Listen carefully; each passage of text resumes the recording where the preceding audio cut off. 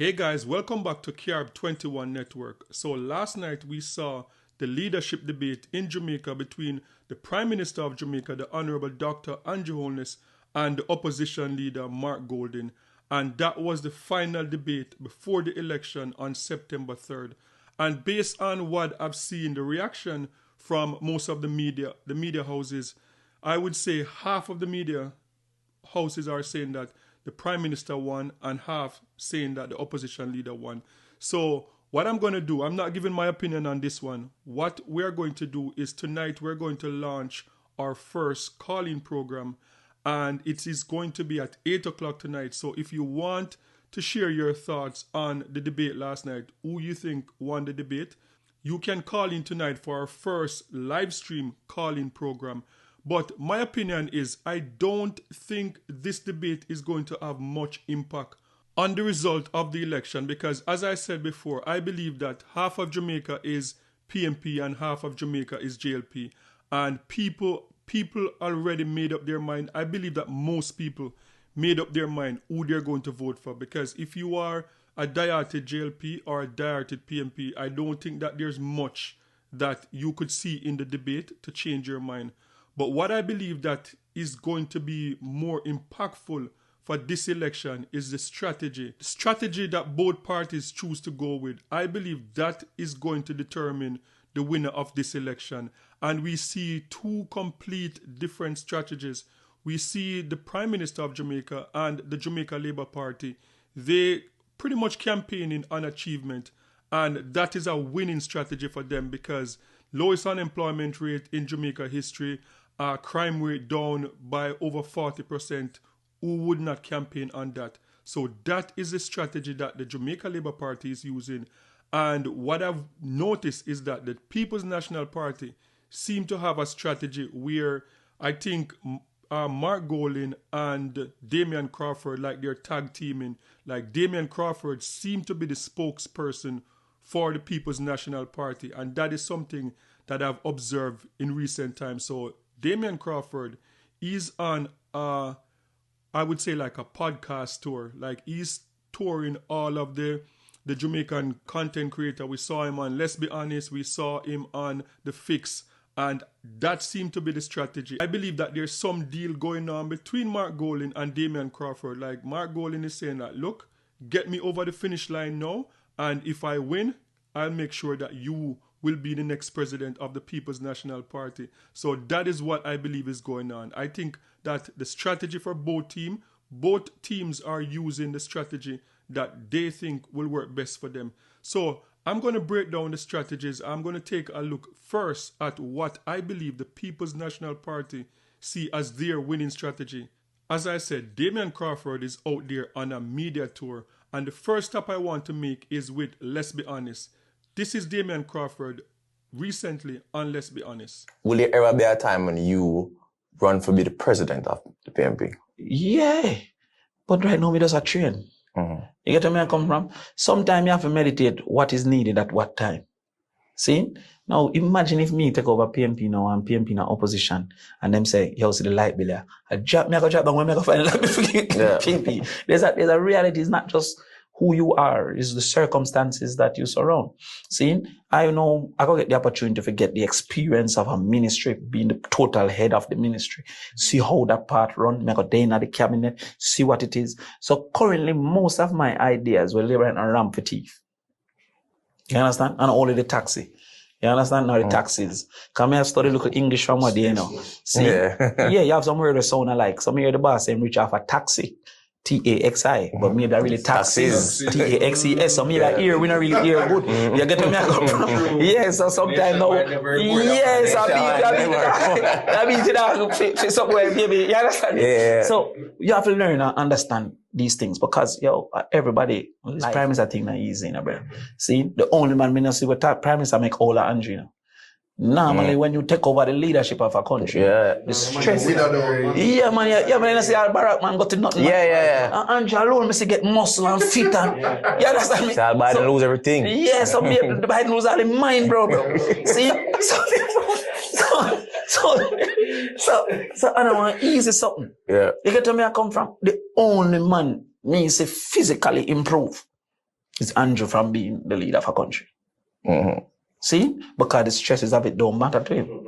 So what I say to you is that I know with my ambitions and with the people's confidence, because I don't like them display a level of confidence. They beat me sometimes, but sometimes I out of love. Sometimes when your mother does a beat you because she say, she don't know what else you do, because look how much time you talk to you, you're going to injure yourself. You understand me? So sometimes they beat me, But anytime the beating start get too much, them start to say, yo, Lord, the man, and ray. You get me? Because one thing you have to know about a person who think, I'm not going to write every day. I think I may ever try something. So when you come with 10 things, 9 I was licking up. Or even 8 I go lick. Sometimes I want lick a thing so the man will invent electricity every day. I'll be a madness him to till him reach and to, but he's a thinker. So sometimes now when you come now and say, yo, so I got extend the school day, teacher them say, what? You're gonna kill me if you kill him. Yeah. So sometimes you get a beating. So you have to now start to now learn and understand. Even this whole bus thing teach me. The collective knowledge of the total is greater than any individual. So the me see out of this, the people that want a bus. Not them bus I will do BBL, but them want a bus. You understand where I come from? So now that me know you have 4 types of bus, Yeah. You got Gio, you have mini bus. Yeah. You have coaster bus. You have Daryl Vaz bus. And you have ear bus. Now Daryl Vaz bus dearer than all the ear bus. See? Because there's no way this costs 1.4 billion, bro. Yeah. And the whole internet shows that it bus them for $4,000, brother. Yeah, some 1.5 or some 1,000. And somehow the one them will him find is 1.4 billion. The invoice said 300 million. So oil reaches. The dog say him buy some bus for 300 million and fix them for 1,100 more million, brother. Who do that? Logic is not on their side. Yeah. You understand where I come from? And then the maths for how much picnic can bring. Bro, 48 seats in each bus and 100 bus, so that means 4,800. No, I don't know if a thief in that part, because remember I can't do maths. So you have to understand that part too. I'm just understanding to understand. You understand me? So him now say him got transport 400,000 picnic with 48 with 4,800 seat. Oh, that. Oh, damn. The bus can swim. You understand me? But remember, you also have a limited time because you have to reach school by 8 o'clock. Yeah. So I know like you have the whole day. So me not put that against him because I'm not thinking really so understand certain things. But what I say is that you have learned now. Say, you cannot be the authority on all things. The people them don't meditate upon them situation and say, we want a bus. So you can't just a beat bus. You have to now look and say, all right, I'll give them a bus. Because they want the separation of children from adults. I really that them want, Them want children to be transported in a separate manner from the adults. See? Because maybe them recognize, say, too much local picnic and breed. Maybe them recognize, say, the taxi man them and the girl them in at the front. Maybe them recognize, say, they must stay a bus stop too long. Whatever, them not, me don't know what them recognize, but them make up their mind, say, them want a bus. Where PNP labor, right, them cost this a bus here, but they want a bus. So now that means that now, we have to internalize that and say, all right, how me go give them a bus? A better bus than this, a better system. And how me go incorporate my knowledge of the rural areas and the small number of people, because you might have a taxi, meaning the government want it too. You get where I come from? So there must be a system, but you have to acknowledge that. So you see, as you learn from the beat, where the people must say, boy, they might make it ever beat the bus and the pit them a benefit. You learn from that and also next time, I'm never deal with that. So you see, when those knowledge come together now, different thing. So I get my time, man. And when I get my time, I put my money. Yes, so that was Damian Crawford on the Let's Be Honest podcast. And as I said, I believe that this is a tag team between Damian Crawford and Mark Golding. And Damian Crawford is the one with the vibes, the one with the buzz that can pretty much keep up to like the Prime Minister of Jamaica, the bro god type of image. That is what Damian Crawford is trying to do. And you can see clearly the strategy is like going after the integrity of the Prime Minister of Jamaica, and that is what Damian Crawford is doing. And then our next clip, 2 stops in 1 week Damian Crawford did, and this stop is Let's Be Honest. So he's on the 2 biggest podcasts in Jamaica right now, the Let's Be Honest podcast and The Fix. So you can see the clear strategy. So this is Damian Crawford on The Fix. We should send no my 11th grade picnic to a 9th grade dropout mother. And tell him to go do homework. That mother can't assist him. Sending home this child to a adult household because the adult don't reach home till 7 o'clock and expects them to volunteer for the homework. So that now becomes another problem. So what we say is we will then pay teachers to create homework, after school homework centers, so that we can reduce the homework gap. Because when my youth come on my yard, I have a son now, I'm 15. I really my stepson, but you know, if you love the cow, you love the calf, so I'm a son. So by extension. So this local virgin now, we get physics teacher to come and we all come teach him direct. He's at a great advantage versus our next local youth to try the physics. That's true. You understand what I'm saying? So what we have recognized, who pass maths, who pass bio, who pass physics, they're going to extra classes. All these campions where you see, them have multiple hours of extra exposure. So those who can afford it are getting extra exposure and are performing. So those who can't afford it, we as the government now must intervene because the cost of him not getting these subjects is greater than the investment that we would make. Are you understanding what I'm saying? So when we do the maths now, we say, all right, it is cheaper for us as a society to pay for this intervention on a Monday and on a Wednesday for homework and for remedial effort. Why remedial effort? Because if you don't understand fraction, why would you move on to decimal before you teach him back fraction? So if you don't understand fraction, come this evening, come work it out. Come this weekend, come work it out. So that when we come back Monday for the decimal, this child is ready to move on to decimal. Are you understanding what I'm saying? So it would be something different from extra lessons like what they usually have. Well, it's just in the government schools. funded extra lessons now.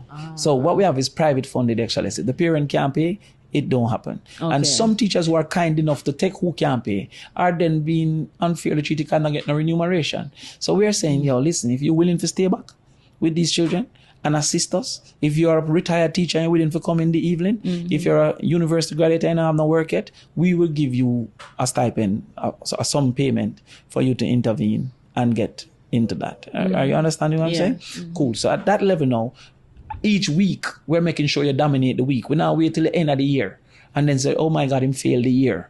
Because if you dominate each week, you get me? Then you're actually moving forward. So we want to do that. So those things combined now, we see said, there's also a teacher availability gap. You know what happens when the United States take a teacher from Campion? Campion go across the road and take the teacher from Mona.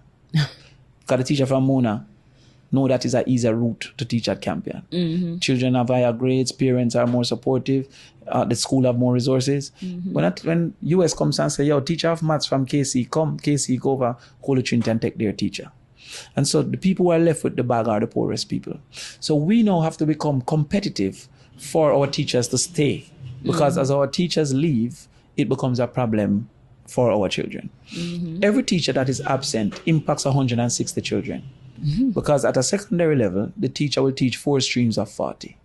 First can't do the maths there because he have to lick him chest after 9 and reach 10. So I have this 160. So what we have recognized is if one teacher gone, 160 children are affected. You have children doing CXC math this year that didn't have a math teacher from third form. And it was the PE teacher that stayed in the class to create basically discipline. Don't mash up the school, don't whatever. So we have to fight to keep our teachers. And to fight to keep our teachers, we have proposed a teacher retention plan. One, we'll give them a higher mortgage from NHT. And once they stay in the classroom, you maintain the NHT, the second component. You leave the classroom, it become a regular mortgage and you have to pay the higher interest rate. So that's an inducement to stay.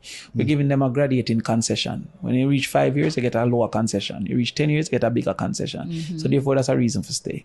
You come and say, we'll forgive each year of your student loan.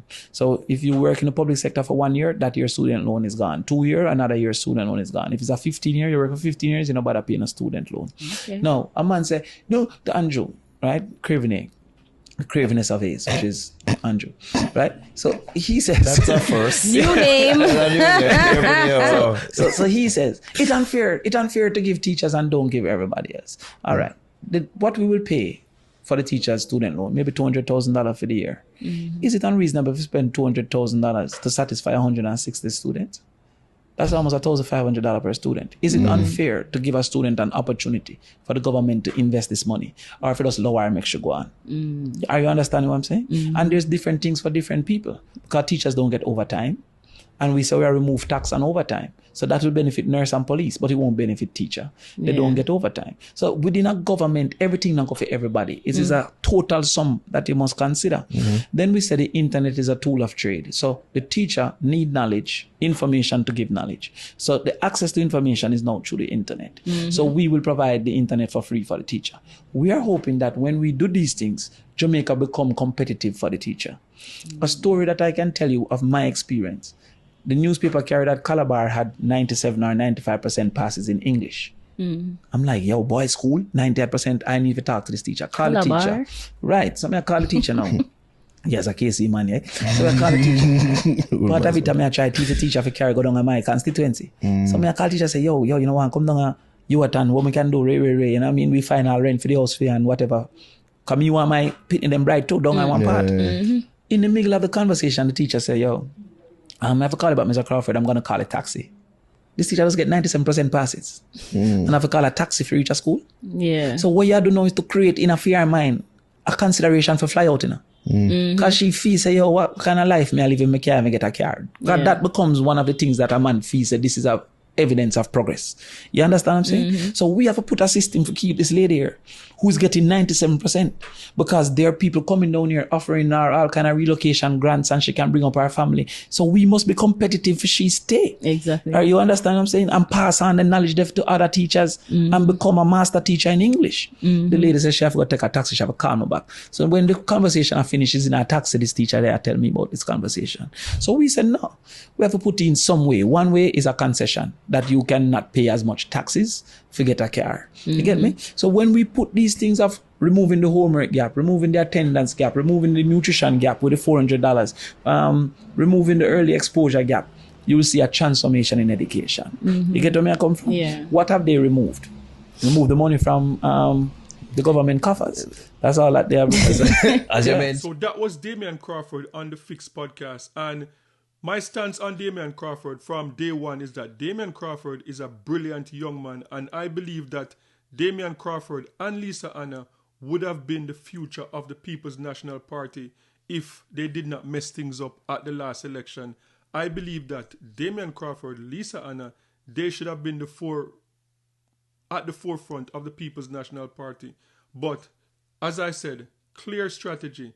Damian Crawford, Mark Golin, tag teaming. Okay, so up next, the Prime Minister of Jamaica, the Honorable Dr. Andrew Holness. So since 2025 came in, the Prime Minister of Jamaica have been pretty much campaigning on his achievements. And I believe that is the only strategy that the Prime Minister can use, because what else are you going to use? You have the lowest unemployment rate. You have crime rate down by 40%. That is a winning strategy. So that is what the Prime Minister is campaigning on. So the first clip I'm going to show you is the Prime Minister in like a town hall setting where he's just pretty much telling people about his achievement, both to Jamaicans at home and Jamaicans in the diaspora. I was in the United States recently, and members of the diaspora were very happy to hear of our 4.5% unemployment rate. They thought that was fantastic. When we told them about the reduction in the national debt, they were blown away by that because their experience in different economies suggests that debt is moving in the wrong way in many other developed economies. When I pointed out to them, we moved from a high of almost 12% inflation just coming out of the pandemic to we're just about 6% and hopefully trending down towards our target. They were blown away by that because inflation is still a major threat. Inflation is a threat here, but it is greater in other jurisdictions.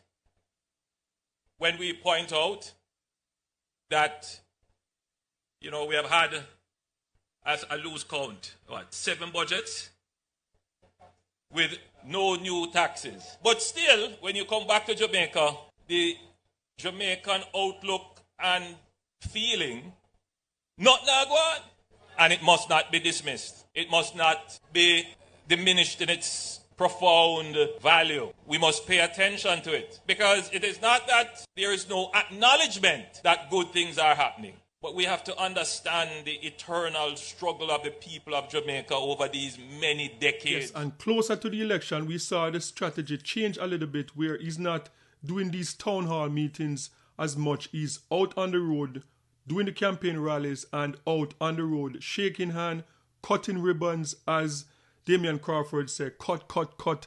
And that is an amazing strategy because, look, I know it seems like a political gimmicks, but the Prime Minister of Jamaica is not the first one to do it. A lot of politicians would do that.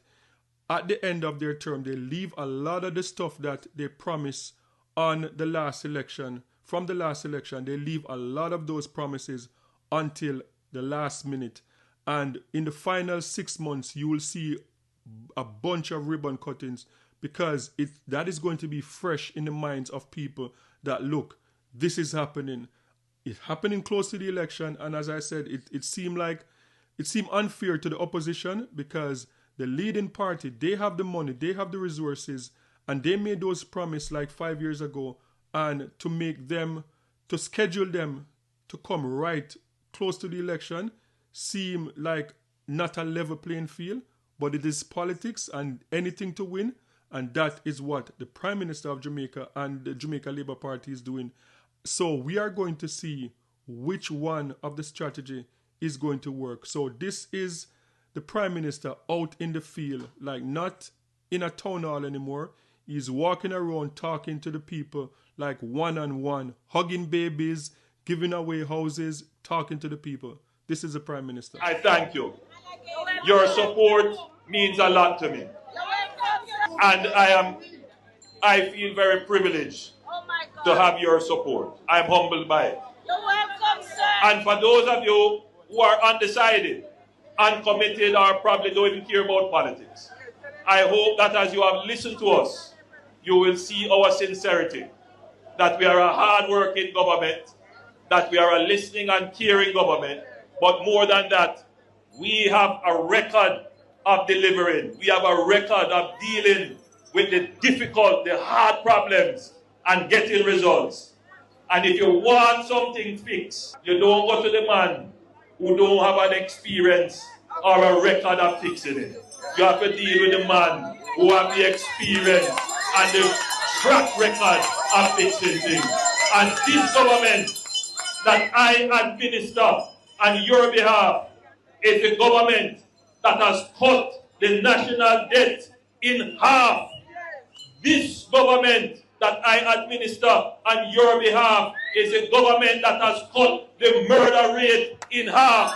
This government that I administer on your behalf is the government that has cut the poverty rate in half. This government that I administer on your behalf is the government that has presented 10 budgets and has not placed one new tax on the people. This government that I have administered on your behalf has built more roads than any government in the history of Jamaica. This government that I administer on your behalf has built more roads than any government in the history of Jamaica. This government that I administer on your behalf has brought water to more communities than any other government in the history of Jamaica. And all of that stands any challenge. And this government that I administer on your behalf will build more houses than any other government in the history of Jamaica. We have a record of achievement. We are the government of performance. You can have faith, you can have trust that we will fix the problems of this country. You know we have fixed the problems that have plagued us for a long time. God bless you. Yes, so on September 3rd, hopefully before midnight, we're going to have a winner.